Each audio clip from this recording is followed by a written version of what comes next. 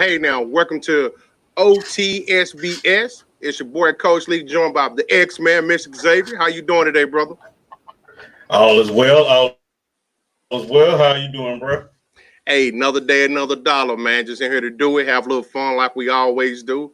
For all of you out there, we are with STWS. Want y'all to, I'm sorry, STWF, my apologies. We are on O.T.S.B.S. Oh, there's some bullshit. We got a lot of hot topics for you all today.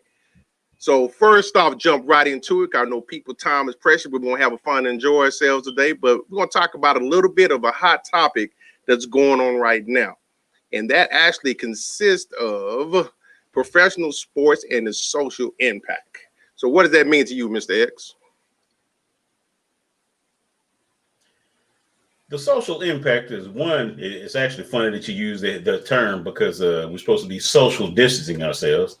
So at the current time, with the way the players is feeling regarding the current climate, they're social distancing themselves from the owners because of for change, So I think the murmuring and the things that are going on are key elements to swift change because apologies without actions means nothing.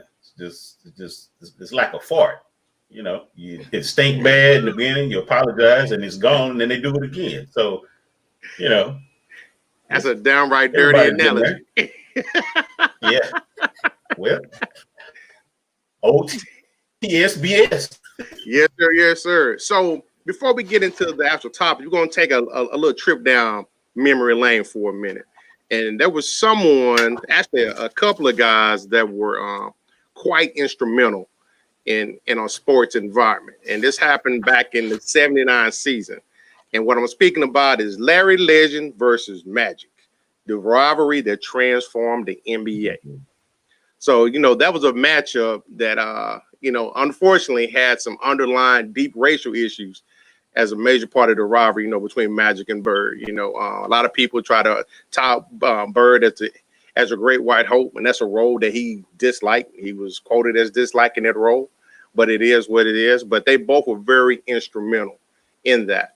As far as they're concerned, let's see, they both came to the NBA with high expectations. They took some little known NCAA teams, Indiana State, and Michigan State, to the NCAA championship, and they competed, and it was greatly watched.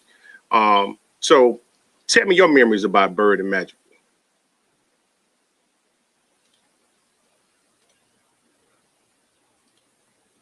So, one of the things I remember most distinctly about Larry Bird is, for me personally, he took the fun out of basketball for me. And I'm going to say the reason why. It was like anytime he even looked at the goal, the ball was going in. Like it's no fun when it. And then as time went on, I was amazed that he could dunk, if you want to call it a dunk, because that wasn't his forte. But Larry Magic, great rivalry, two totally different styles, but still made an outstanding rivalry. And it did, and I think personally for me, they actually opened the game up more. Okay. Because you had the shooter. So, and then there's that anytime you have the top notch of Anglo going against the top notch of melanation, it's always going to be those who's going to see it as black versus white. And that's not the role that either of them wanted. But at the same time, with the climate that it was then, just like the climate it is now, that's pretty much an automatic. True that. True that. So let's take a quick snapshot. You know, we might have some young viewers on here today. They may not be too familiar with that rivalry. So let's take a look at Larry Legend against Irvin Magic Johnson.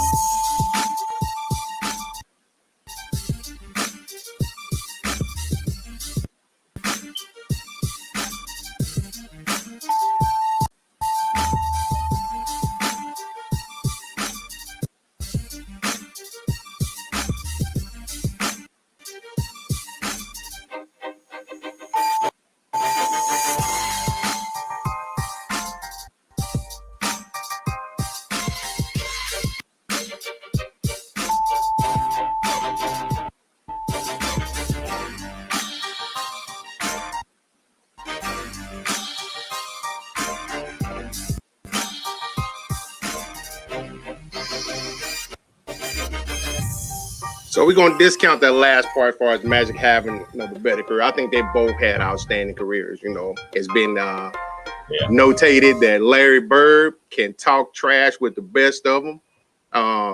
Hey, Larry Legend was real, man. You know, you might have hated him in a whole Celtic franchise, but at the end of the day, you know, he was battle tested. Yeah, and that's one of the things is a sportsman and an athlete. You can say you don't like because, but when they game shine, it is you just got to give respect. And I came to respect Larry and his game and what he brought to the NBA. Most definitely because the guy could play. Like he talked mess, he stood his ground. He just and he was a stellar athlete. So I got no beef with Larry. Larry is truly a legend. Yes, sir. Yes, sir. So we're going to go over it a little bit. We're going to speed it up a little bit here now as far as our current times. What kind of a current time? It's a lot of hot topics going on again, with the social things and the stigmas that's going on. And I got a couple of sports owners. We got a owner from the NFL and two owners from the NBA we're going to talk about today. And the first one is Mr. Bob McNair. So with him, he has some, obviously, he passed away back in 2018, but he has some pretty touching and damaging quotes that he had to retract from.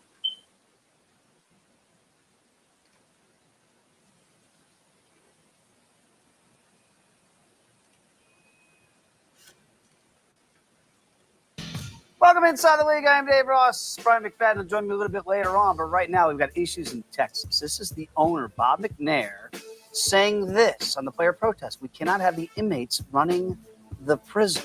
Wow. So he's under fire for those comments that were made at the owner-players meeting last week. ESPN reported McNair did say those words and then later apologized at the meeting and then issued this written apology. I used a figure of speech that was never intended to be taken literally.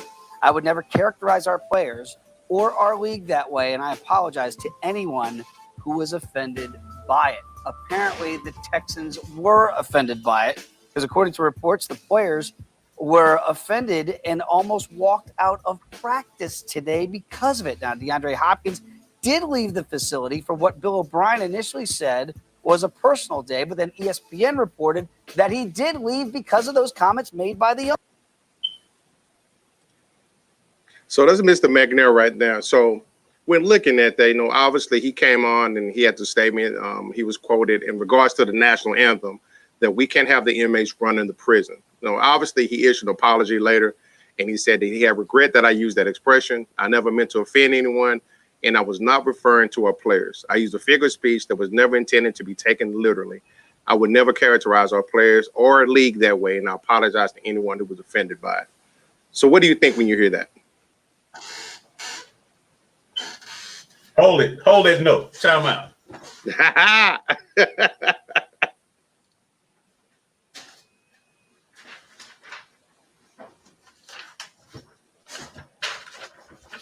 That's what I think right there. O.T.S.B.S. Elaborate on that for us.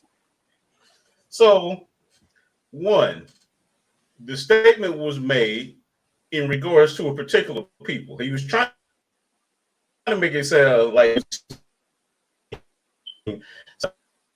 you can't place. I dealt with this type of stuff before.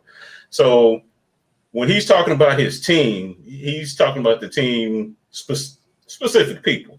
When he made the comment, it was regarding the national anthem, and we already know what the national anthem and the kneeling was about and what specific people that was toward. So that's the only people he was calling inmates. Him trying to clear it up, smooth talking his way to clarity.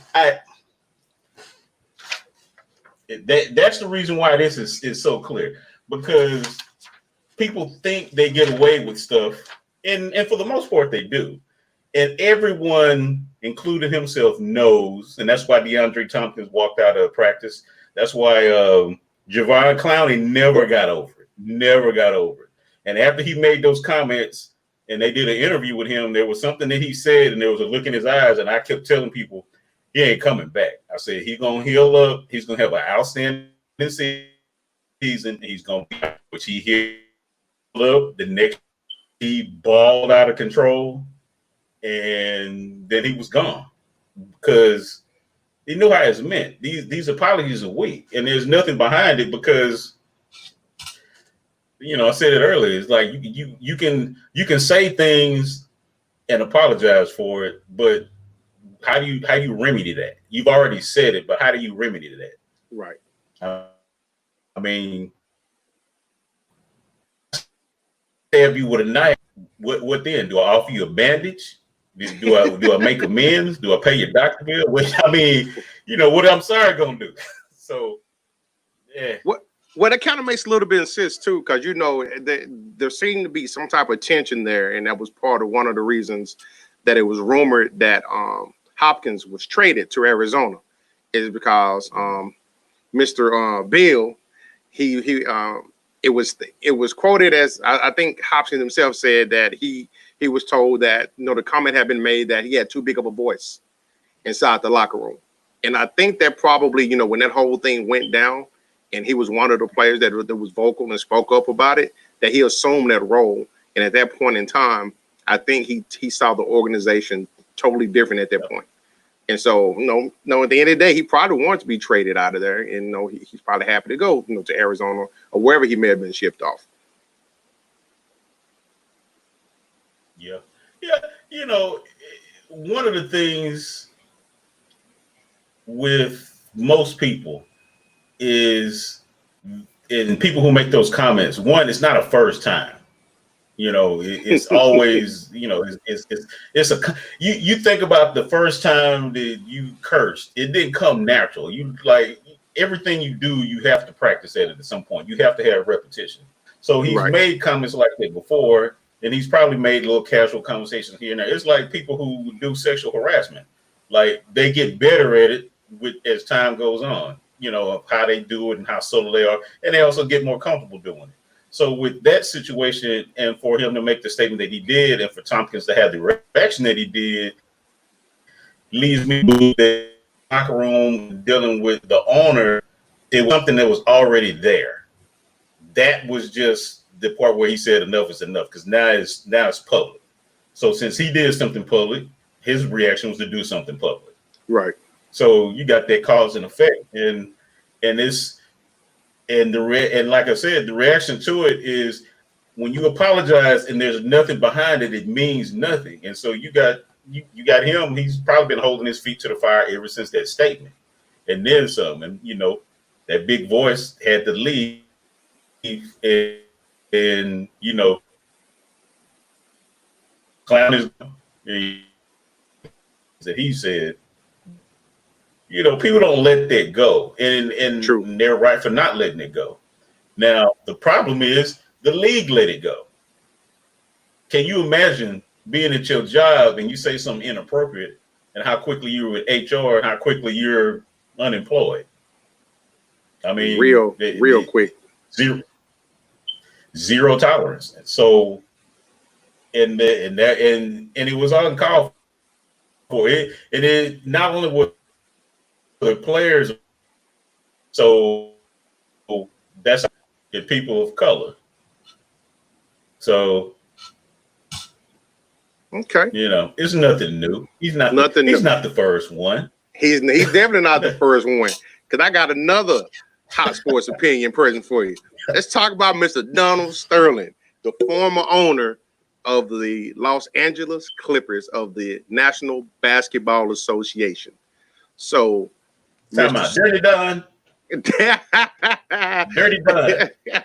Dirty young girl. Dirty Don, that's a new one for me. All right. Dirty Don, huh? So we got a quick clip on Mr. Dirty Don. Oh. Let's talk about Mr. Dirty Don and what he stands for. In the middle of an NBA playoff battle, the LA Clippers are now engulfed in a foul controversy erupting off the court. Yeah, it bothers me a lot that you want to broadcast that you're associating with black people. You don't have to. According to gossip site TMZ, that is the voice of Clippers team owner Donald Sterling arguing with his girlfriend. What's wrong with minorities? What's wrong with black people? Nothing. You could sleep with them, you could bring them in, you could do whatever you want. The little I ask you is not to promote it on that and not to bring them to my games. The alleged argument sparked because his girlfriend reportedly posted a photo of herself with Magic Johnson. But don't put them on an Instagram for the world has to see, so they have to call me. And don't bring them into my games, okay? In an interview with KCBS TV, Magic fired back. So I think he should step down.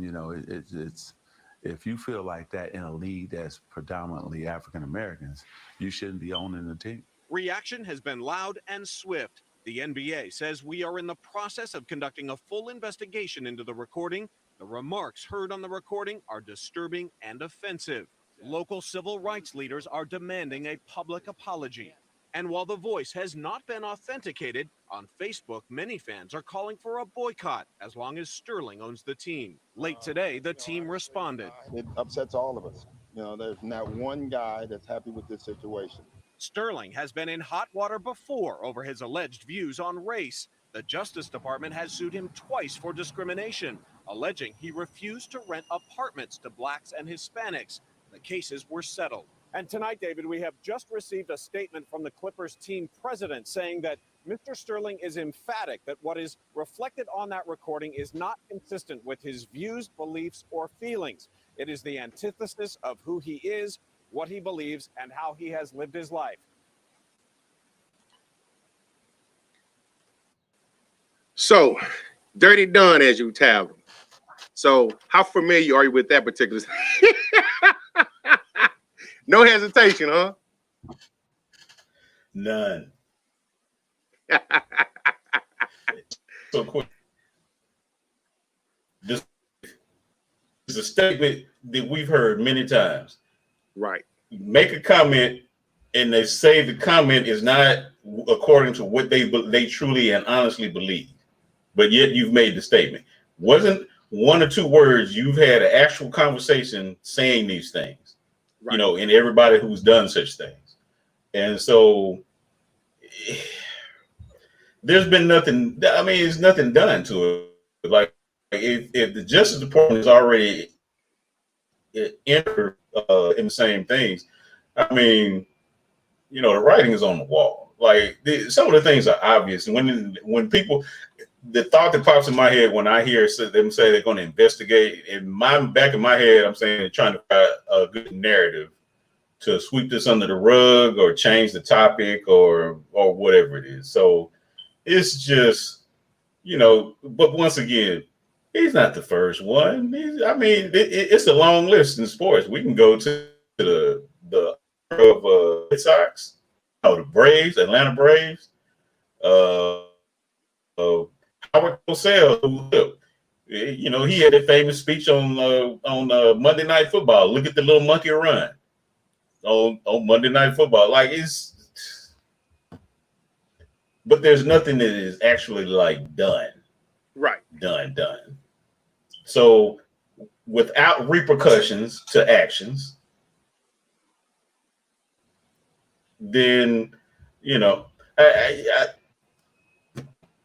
as a father, if your kids do something, there's repercussions to whatever it is they do. If they go out and wreck the car willy-nilly or go and eat the last piece of chicken when they know they're not supposed to, there's got to be repercussions to it, or it's going to happen again. You're going to keep missing chicken. You're going to keep having to get a car fixed. There's going to always be something. So I'm sorry, I'm hungry. That's, chicken always.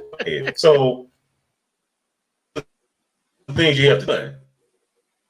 So without repercussions, chicken will continue being eaten unauthorized. So you equate this to chicken. That's pun intended. Now you made a statement earlier where you said that a lot of times when they make statements like that, they try to proclaim that it's the first time, but it really isn't the first time. So in regards to Mr. Donald Sterling, he was the former Clippers owner. He's a real estate mogul, but he did have to settle a lawsuit confidentially in 2005, in which he was accused of discriminating against Black and Hispanic tenants at properties that he owned. Now he paid about $2.7 million as far as that lawsuit. He paid it in 2009. But no, he and his wife, which is weird because he had a girlfriend, but him and his wife deny any wrongdoing and said the settlement was not admission of guilt. And that's according to the LA Times. But I invite everybody to go out and do a little bit more research on that, because he had, as far as that housing situation, he had some pretty unsavory statements in regards to the tenants that were there. It's kind of troublesome. But, like you say, a lot of times, they say what's on their mind. They get comfortable, slips out, or whatever case.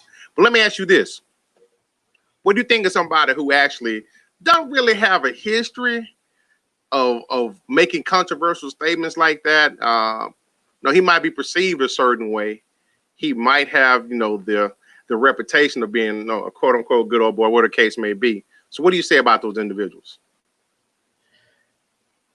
It's always a history. It's just whether people know about it or not. Right. There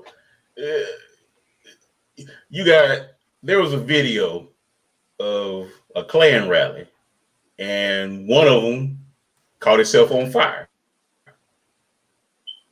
Now, I saw that other people didn't do it because the people were laughing at, the situation. The guy's on fire, Klanman on fire. He's wiggling around doing the things he's doing. Now, what I saw was a person who was new, and it's his first cross burn. Right. Because he didn't realize, he didn't know what he was doing. And as humorous as it sounds, it's the truth. It's like you think about it. The first time you pump gas and put it in your car, you gonna waste gas on the ground. You either overfill it, or you gonna miss anything. When people get caught stuff in public, or whenever it happens, and they say, "Well, it's not me. It's not my personality." No, it may be your first time someone hearing you make those statements, right? But you just in the process of perfecting that situation. Now, once again, apologies mean nothing without the action of change. They mean absolutely zero. That don't work. And the people who make these statements in high specs athletes and whomever they accept them is ridiculous. They know themselves, if they ask their significant other, whomever, to accept the apology, and they don't do some action of change or something, they're gonna have a problem. True that. It's gonna problem. It's gonna resurface. Tiger Woods and his ex-wife. It's gonna resurface. It's gonna resurface. in the form of a golf club or whatever the situation is, it's going to resurface. So you have to, even, this is the thing, even if you, like, it just is. So, and if you don't want, and if you don't mean it, don't apologize. Because all you're doing is you're making the matters worse because everybody taking notes, which is the situation we're in now. There's been generational apologies. It ain't been nothing. Nothing has happened. So there you go. So you got all this stuff popping up. You got. Well, the reason why I asked that is because, I like to proclaim myself as a huge Cowboy fan, but this one slipped me that I didn't know about. And this is an incident from 2013, Mr.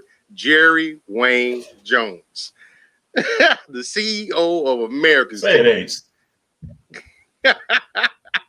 So say it ain't so. Oh man, it caught me off guard. Like I say, I didn't even know about this, but let's see what old Jerry talking about here.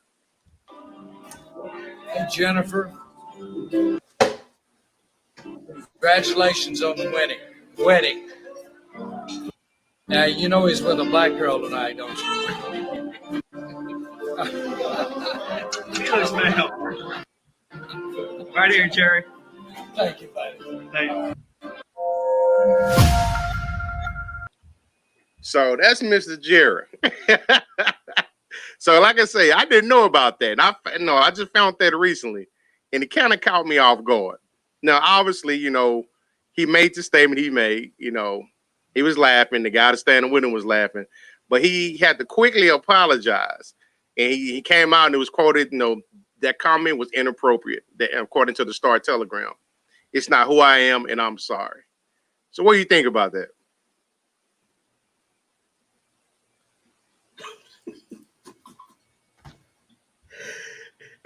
Okay, this is hilarious.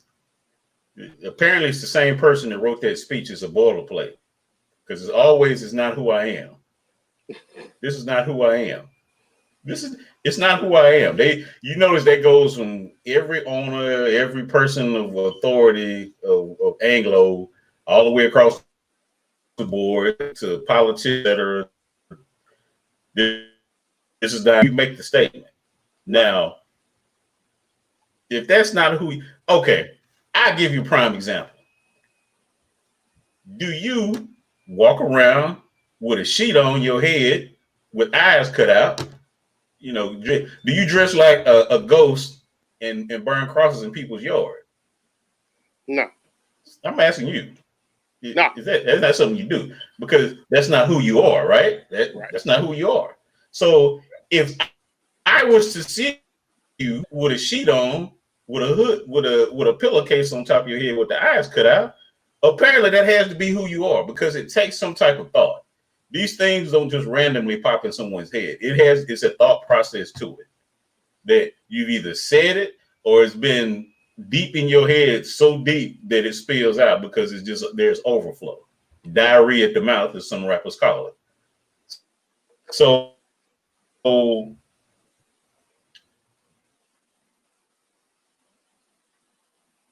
justify their actions by comparing what they've said to what somebody else has actually done.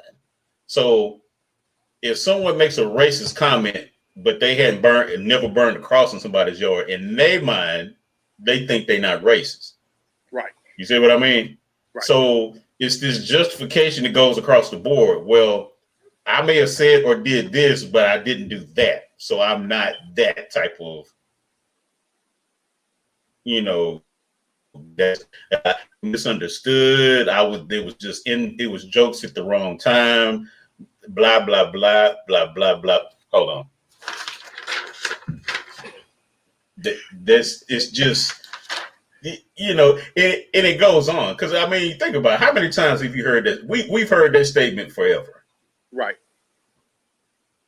So. Now, I will say, one of his former players did come to his defense. And that's Mr. Pro Football Hall of Famer, Deion Primetime Sanders. So he, it's a quote that he told the Star Telegram. He said, "As Jones definitely isn't a racist. I won't cast judgment on one moment when a joke went south to capture who this man represents and a lifetime commitment of love and compassion to all ethnicities. He has gone beyond the call of duty of being an NFL owner for people of all ethnicities and backgrounds, and I know this to be a fact. A joke that was intended to add humor at the request of a fan in a lighthearted moment was taken totally out of intent. I'm sorry we're in this state of mind as a country, but if you're looking for a racist, Jerry Jones is not that guy. So what do you say about that?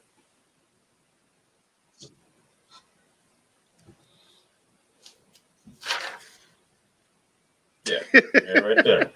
Now, I'm a and I like the and that's as far as I go. Every time people come to the defense of somebody who makes a racist comment, the thing that pops up in my head is what are you benefiting from? Because it's never someone coming to the defense of the person who makes the comment that's distant. It's always somebody that's employed by or has something to do with the person, if you think about it.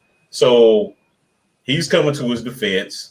Old dude came to defense of Drew Brees, teammates, and so or it had whatever their relationship is, and so on down the line. So it's always someone who had Uncle Tom, had a moments of Uncle Tomeries that they make comments that are ridiculous because he couldn't get away with it. If the role was reversed and he made some type of sexual innuendo regarding the lack of velocity that Mr. JJ has in his pants versus what Deion Primetime has in his pants on air as a joke, made a joke of him, how many had to take Viagra pills like Skittles. I'm pretty sure Jared would have had some beef with him greatly because people it's not acceptable. So it's one of those things. We may and may never know the truth. People come to the defense of other people and claim that they're not a racist but it was one person out of all of them. And Deion didn't even have the longest relationship with Jerry Jones. So let's stop at that point right there. So I think to me, not because I'm a Cowboy fan, you're right. Deion didn't have the long relationship with Jerry. And Deion has always been known as a straight shooter. He still is known as a straight shooter. If it's a duck and it quacks, he's going to let you know it quacks. So at that point in time, he had been long gone. He don't have any ties to the organization anymore. You don't even see him coming around training camp. Everybody know that Michael Irvin he's the biggest Cowboy cheerleader. But Deion I think he's a straight shooter. So I think he was probably speaking. And again, I'm not speaking as a Cowboy fan on any means. I'm black before I'm a Cowboys fan. And I do know there have been situations that Jerry did take care of his players. A lot of people don't remember the story as far as Ratcliffe when he played for Dallas and his parents died in a fire. And he was going through that. Jerry lent out his private jet to him and his family so they can get back and forth to take care of their family, things like that. So I think at the end of the day, obviously he said it. You got to own it. If he meant it, he meant it. Like you say, we never know if he meant it or not. But I think as far as Deion coming out talking about it, he wasn't obligated to do that. I think it just felt like that point in time is something he had to say. Yeah. Now let's look at a positive owner. I'm sorry, go ahead. It out is when people do something positive for somebody, is it out of the kindness of their heart or is it something that they can gain? And one of the things I always look at is when Jerry Jones did something, I can't speak for his heart. I don't know. I just look at scenarios. Him loaning his jet out for the people outside in, that's a big deal because the situation's going on and so forth. On the flip side of that, he loses, right? In for the Cowboys. It's a list of positives that go down the line that helps him out for doing such things. So I'm usually more inclined when people stand up and do something quietly for a stranger versus for, because there's no benefit to them. So it's the thing is like, what do you gain from? Do you do something for the kindness of your heart without worrying about what you're gonna get in return and without receiving anything? That's where my ballot comes from on that. So when people say these people donated this many millions of dollars and so on down the line, you gotta remember there's tax brackets that have tax breaks that we're not privy to. So that's pocket change and lent to some folks, while to us is some match. Okay. So let's look at an owner who I think gets it. And the owner of my Dallas Mavericks, Mark Cuban. So Mark Cuban actually he came on record saying that we need to have some open dialogue. So he actually has a program going on right now. And let's bring that up here.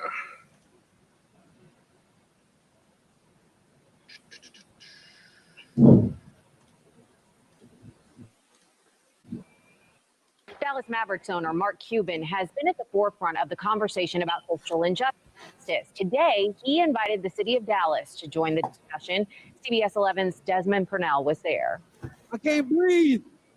Please, sir. A large and diverse crowd, which included Mavericks owner Mark Cuban, took a knee to pray and honor the life of George Floyd. I saw that video and I saw the officer on his neck. I was repulsed. It was stomach churning. Those uncomfortable images have ignited uncomfortable conversations about systemic racism. Cuban says those conversations are necessary and wants the city of Dallas to join the discussion.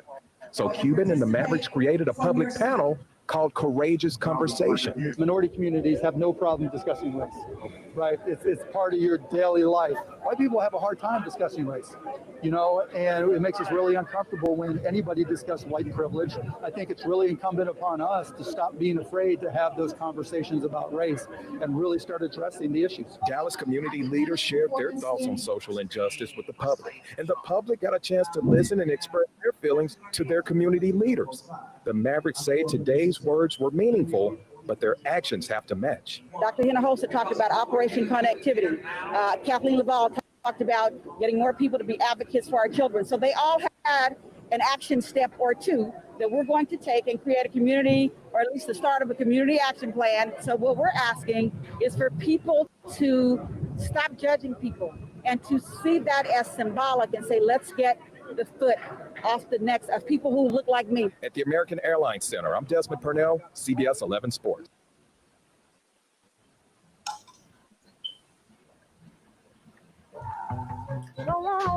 So that's Mr. Mark Cuban. As we all and he was quoted as being able to say that retailer we're the might ones not that be know the first who need to place you want change. to go. This is not Can one you man's get that? story. This is almost every Go, black man's story, explore. which is why the Do problem the is ours. things We you've need been to find waiting to our do. way to change We'll what meet we you do. there. There's no quick fix. Experience Infinity It's a now. moral imperative. Service, test drives, purchase, and leasing that comes to you. So what do you think when you hear those Infinity comments? is offering 0% APR for up to 72 months on all new 2020 models, plus no payments.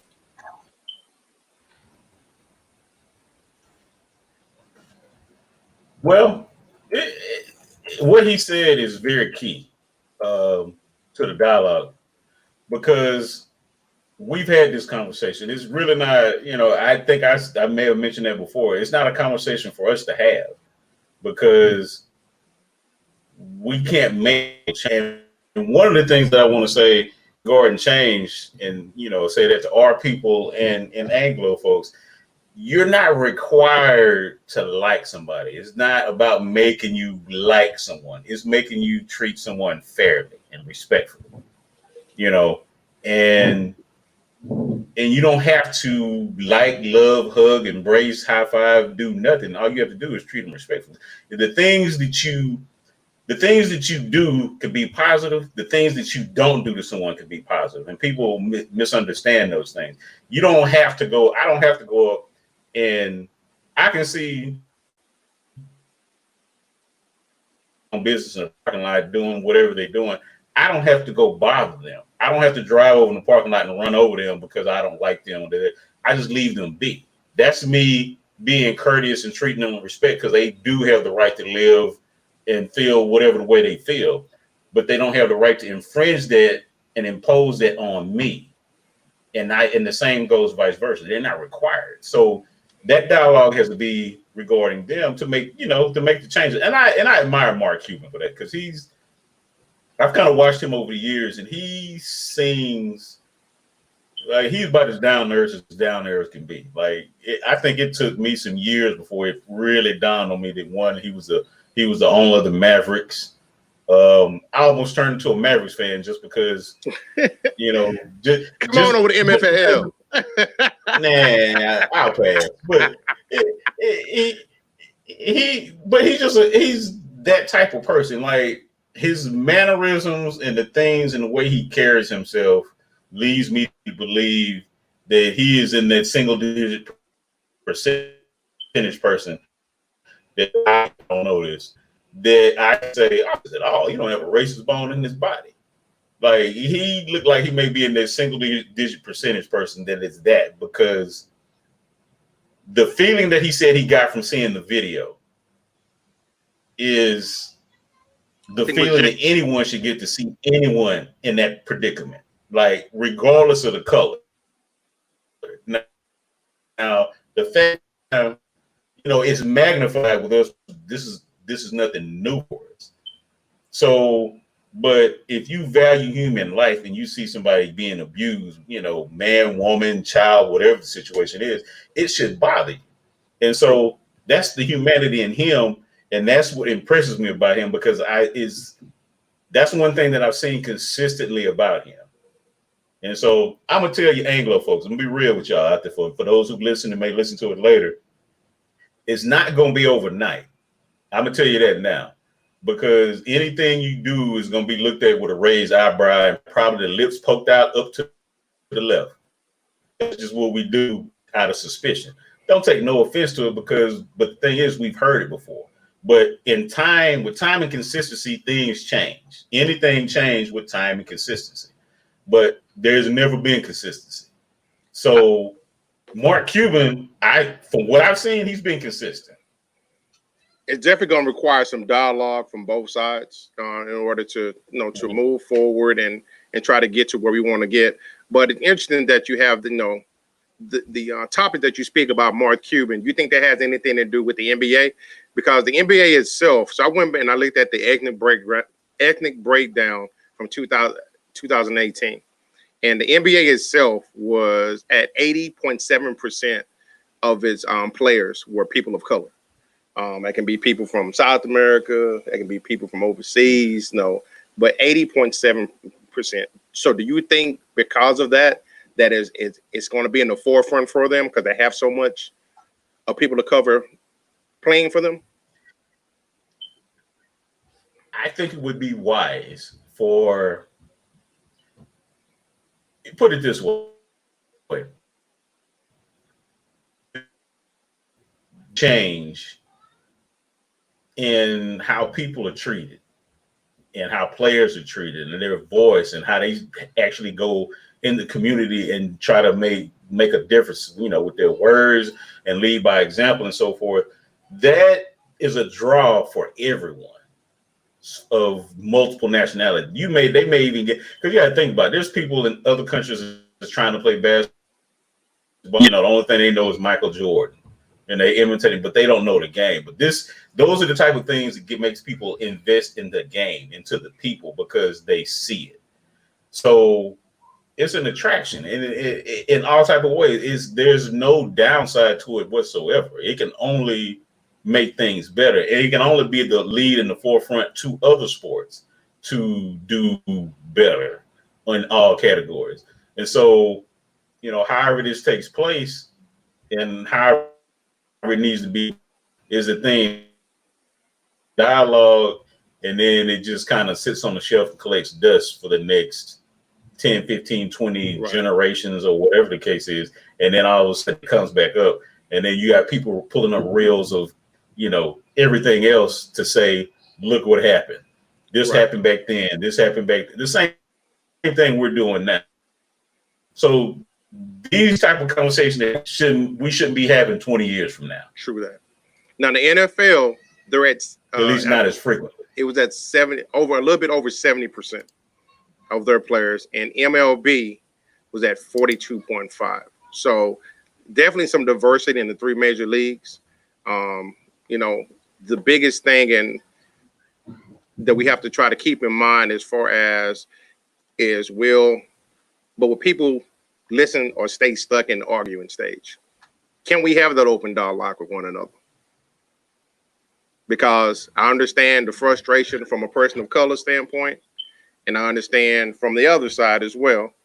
But the only way anything is going to get solved is there going to have to be open dialogue about the current situation. Are we going to be here another 20 years with the same things going on? To me, the open dialogue for myself. To me, I want to have is because the thing that I can say that my parents haven't said, that their parents haven't said, and so on down the line. Like, it's nothing that we saying now that's any different. Like, if you think, all right, let's go to civil rights. Let's look at the word civil. That is the bare minimum. They ain't saying give me something. It's like, can you just be nice to me? You ain't got to like these. We just want you to be civil. So that part is like being kicked out the window. So the dialogue has to be with them to discuss with one another. Like, why do you dislike us so much? Like, what is your actionable reason? Because there's a bunch of people who've never even had an encounter with anyone of color before, but they're just going on with what somebody said and heard and this, that, and other. So, you know, and then at the same time, this also goes, and then there's accountability. There's no accountability for the actions of people when it has anything to do regarding us. So you got, I forgot, Bill McNair, who made his comment, but there was no action that followed behind it. He's not the first one. That's not the worst comment that's ever been made. But at the same time, if there's already been accountability prior to that, guess what? Those words don't come out of his mouth. And you know, so it's one of those things. The corrective action has to be in house, which would be their house, because you got to start at home first. Now, once you start at home first, then you know we can come along and start having dialogues regarding trying to like make bigger gains. But you got an emotional race that's been going through stuff like that. I barely think we're capable of having those dialogues. It's just so deep. And then it's a long history lesson. Those people, this has been going on so long. People got stories upon stories upon stories, and they don't want to hear it because it's uncomfortable. And it should be uncomfortable because it's a fact of the matter is. So they have to get to a point and say, okay, we got to treat them fair. We ain't got to like them, but we got to treat them fair. We got human beings. Start there. And then you got to use that Jimmy Carter type thing where you just find one common ground. Hey, they like to breathe. I like to breathe. Okay, let's start there. They like to breathe. Do you have the right to breathe? Yes, I have the right to breathe. Okay, and then build on that. You got to start small. It's got to be like so small that nobody can debate it. Everybody loves breathing. You like breathing. I like breathing. Anglo folks like breathing. Hispanic people like breathing. Anybody who's alive right now and happens to crack a smile or pass gas likes having air come in and out of their body in some shape, form, or fashion, regardless of the smell. So you just got to start with the basics. I agree with that. Now let's take a look at. Let's see. Player participation. We want to switch this narrative up a little bit. A lot of players, they actually do they have the power to impact change? Because you got to remember, a lot of the players, especially now, they're starting to recognize that they have the power to potentially change society. There's a lot of instances where, they have a voice as far as, systematic issues. A lot of times more than politicians. So, it can range from, popularity, wealth, and overall pop culture impacts. But there are not too many individuals that can do what they do. They're a unique person.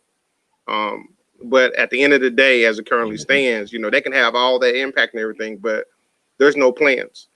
So while we say on the other side that they need to have the dialogue, on our side, as far as unification, we got to have a plan. We can't say that, this is, what we expect. We can't just say we won't change. This is a change we won't. We got to have a plan ourselves, because if we got a plan and we let them know what our plan is, what that looks like to us, then there's a level of accountability that can be established at that point in time. If you told me you're going to do A, B, and C for me, and you go A and C, but you skip B, hey, we talked about this. Where's B at? Yep. That's a fact. So with these players, what I have seen is, and I saw it in a group last week, is the impact with HBCUs. I think a lot of them, especially like a lot of these players are one and done. Some of them came straight out of high school, so they have no university allegiance, so to speak. So the one and done player, he played there one time. That's just because he couldn't go straight to the league at that point in time. But I have seen some of the rumblings as far as like, some of the players and are expecting them, themselves as well as the leagues to start donating to these HBCUs to make sure that the college programs are closer to a level playing field. And I think we see that. You might see a shift in the landscape of the NCAA. You might see some more of the higher end, the higher touted athletes that may decide to go to a Grambling or a Southern or a FAMU or Hampton and such. Do you think that's possible? Yeah, I think that's real possible right now. And as the days go and the more things happen, colleges get ready to start, parents don't want to fear for their kids off at school. So it's one of those things where parents want their kids safe. Athletes are trying to make a statement, because now you have a younger crowd that's trying to make a statement and trying to make a difference. So, some people don't want to be that groundbreaker. They just don't want to do it. That's not their thing. Everybody's not an activist. Everybody's not that type.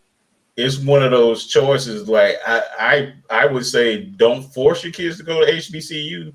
Encourage them to, and let them make that decision. Now, if they make it, prior to on their own, then that's a great thing, because of the impact that they have on the school, and they're go down as a founder almost, because they're building these schools back up. The pro athletes, depending on the person, some pro athletes that went to colleges don't have allegiance. They just, and if they really pro militant type, they most definitely not gonna have allegiance in this particular climate. So, I think it's gonna be changes. With the things that I've been saying, it's probably gonna be actually quicker than anybody realize, because it's just, there's a safety factor and there's we want change factor. So the only way we're gonna get safety and change first is we're gonna have to location where kids go to school, and we're going to have to start impacting their dollars immediately. So that's the biggest input. So if you have Grambling and Southern and all these schools getting these players, these Southern players, going to these schools, all of a sudden they go up and stop, because NFL not going to say, oh, we're not going to take them because they went to HBCU. No, they still going to want them top players. So historically, once upon a time, when that's where the NFL, when they started allowing them in, that's where they were going to get all these players. And then and then you where the changes to. It's just, I think it's going to happen. The way I'm saying it now, it's probably going to be a lot quicker than we realize. I think within the next 4 years, we're going to see like a major shift. Right. And I would agree with that. And that's good. I think we're already seeing it. So what's next? So you mentioned Bill O'Brien earlier, and he's the head coach of the infamous Houston Texans. So ain't my team. Huh? Ain't my team. I just live here. So Mr. Bill, he actually told the Houston Chronicle that he was all for taking a knee with his players. So, with that said, there was a fan that came out and they said that, however, they argued that defensive end J.J. Watt wouldn't be seen kneeling beside O'Brien. And he said, I'm pretty sure you won't see Watt taking a knee. The fan said on a since deleted tweet. Now, Mr. J.J. Watt, he had something to say about that. And he actually find a quote here.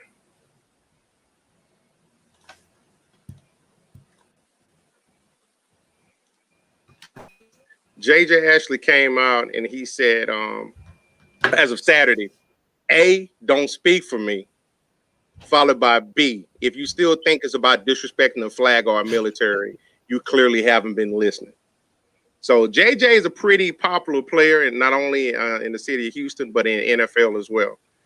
So it definitely sounds like, he's listening. So, you had mentioned that, the possibility of that change. So do you think that falls under that narrative? Yeah. I believe JJ is listening. He kind of steers away from some things. But it sounds like he took that one head on. It's not his thing. Yeah, he took that one head on. Which I think speaks volumes. And that's the only way. Yeah, because he does normally dance around it does, that. So we've got a coach that came out. I'm sorry, go ahead. Mm-hmm. No, go ahead. I'm saying, so now we got a coach that came out and said, voice his opinion on what he's going to do. Now we got a popular player, and then somebody that we perceive, a lot of times the quarterback is seen as a leader of the team. So we got a guy who does not shy away from controversy, and Mr. Baker Mayfield, the quarterback from the Cleveland Browns. He isn't just in support of players kneeling in protest during the national anthem. He's planning to kneel too. So when a fan asked him, I think he asked him something of the sort like, I know you can't be serious about doing that. His response was, everybody's so upset about my comments doesn't understand the reasoning behind kneeling in the first place. Nate and Cap came to an agreement that kneeling was the most respectful way to support our military while standing up for equality. Have the utmost respect for our military, cops, and people that serve our country. It's about equality and everybody being treated the same because we're all human. It's been ignored for too long, and that is my fault as well for not becoming more educated and staying silent. If I lose fans, that's okay. I've always spoke my mind, and that's from my heart. So what do you think about that?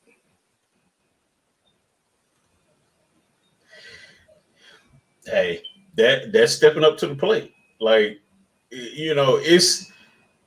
when you start checking fans, two things gonna happen. Either the fan is gonna start listening, but once again, remember earlier I said the dialogue is between them, because Cap has already said this, but they didn't listen to him. So now that O'Brien is saying it, Watt is saying it, people of that speak the same language, now they kind of starting to, some of them probably started listening and say, okay, well maybe they have a point. Maybe this is for real. Maybe this, and some people get it quicker than others. Like it really depends on your demographic. As military people get it. Most military people get it because they get broken down. Yeah, you get broken down. You get broken down in life, and you come to realize that person, regardless of who he's next to you, is the person who could save your life. So, so then you tend to value life on all aspects, whether it is you trying to save life or whether you have to take a life, you still see value in life, regardless of that situation. And so the people here that are comfortable and have never had to see someone make that ultimate sacrifice or sacrifice themselves, are just comfortable complaining and saying, oh, you should do this, and not listening to the voice of people. So to not listen to people, to what they're saying and what their concerns are, it means that you're self-centered, focused on yourself. So it's no different. If a child is crying, do you ignore it? Do you put headphones on, or do you go see what's going on? Right. I think it's outstanding, but at the same time, the dialogue between them needs to continue. and the actions with us and the changes that we need to make to ensure that the change continues and grows has to happen. So it's really that dialogue goes on their side. Our action and what we do go on this side. So whether the players decide they're not going to play until they start seeing stuff take place, or start promoting and start trying to do more for our businesses, educations and institutions and all that. And once we stop being, what's the word I'm trying to find? Once we start being that monetary consignment that everybody uses to make money, then we make change. There's a business guy that was on a Megan because he insensitive, racist comment, and then he said it's not my nature, this is not who I am, blah blah blah. And one of the key things he said is 75% of my business is African American. Now he didn't know that until they walked out on him.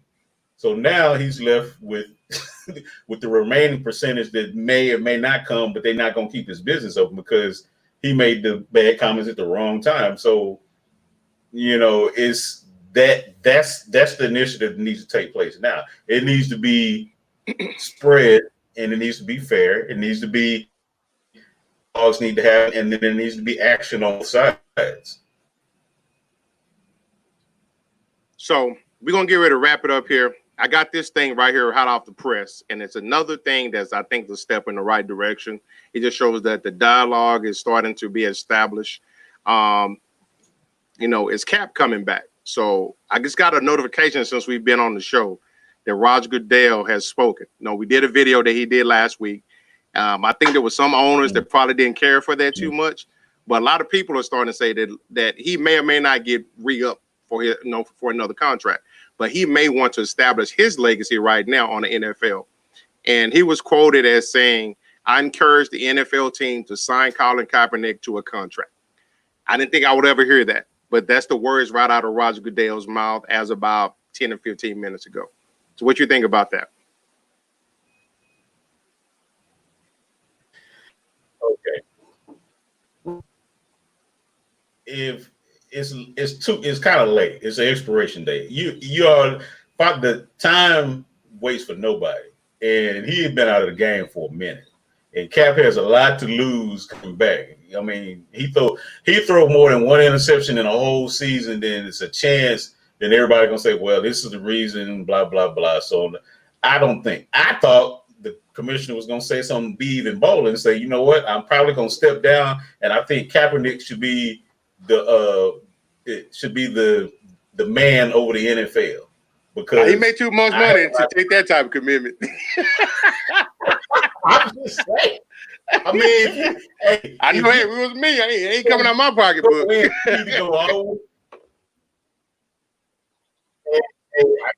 Just saying, Kenny Rogers, that thing. No one to hold him. It's time for him to fold him. So if he want to go out on a high note, I'm just saying, if you know that you about to go out because of how things took place under your watch and the big mistake that you admitted to making, you want to know how you go down in history? When you walk up on the podium on ESPN or whatever and make your step commissioner is at the NFL and you recommend Colin Kaepernick as the new commissioner. Damn. His NFL career is savage. He's still doing his thing. Everybody wins on. You think about it, everybody wins on that. Now, on Kaepernick's part, Kaepernick, I don't know what he knows as far as about running the NFL in that part. I'm sure he can just hire a team and do what he does. But to me, that has more weight than him trying to play in the NFL and do something that he probably more than likely is not capable of doing. I don't see it. But I'm just saying, I know the commissioner. I know the commissioner not going to do it. Yeah, but he's more capable of returning to the field than running the NFL team. One we know he's qualified for. I don't know so much on the other one. Well, hey, I'm just throwing it out there, man. I'm just throwing, but think about it. Without knowing his experience and qualification, okay. All right, Cap kind of played ball no more because everybody kind of we know what his potential was back then, but it's been 5 years now, so that's a long way from not having any contact. The game has changed. The game has changed dramatically since he's played. So, and he hasn't gotten faster. So there's all that. Then you got the commissioner that's on his way out. That's going to go down in history as been the worst commissioner in the NFL probably. So the only way he's going to be able to salvage that and make right with Cap, make right with his name would be to make that move. Now I don't see it happening. I'm just saying that would be something. If Cap had any kind of qualifications, even a grain of salt, that he could possibly hold on to be a commissioner or even interim commissioner until they find somebody else, hey, why not? All right, man. So got Mr. Xavier. I'm Coach Lee. We're your hosts on O.T.S.B.S, or That's Some Bullshit. Want to invite everybody, if you like our podcast and like what we're discussing, join our Facebook group, Sports Talk with Friends. Got a lot of things to offer. We're growing at a fast pace, and we welcome everybody. We're powered by the fans. But at the end of the day, everybody stay up. Everybody do their part. And join us again next week so we can have us some more fun. Most deaf.